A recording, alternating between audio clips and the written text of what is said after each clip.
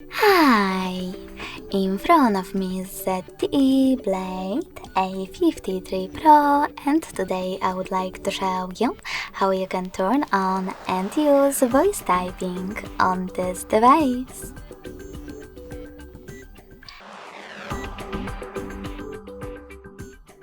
First of all, you need to access your device's keyboard.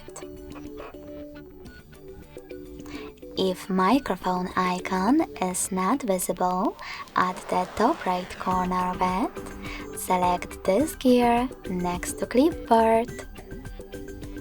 Sorry, misclick.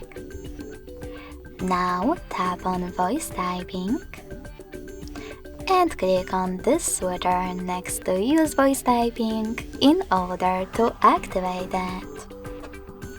Then go back to your keyboard.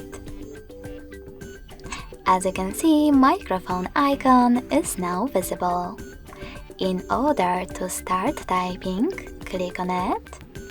And if you never used it before, select while using the app in the pop-up. Then start typing.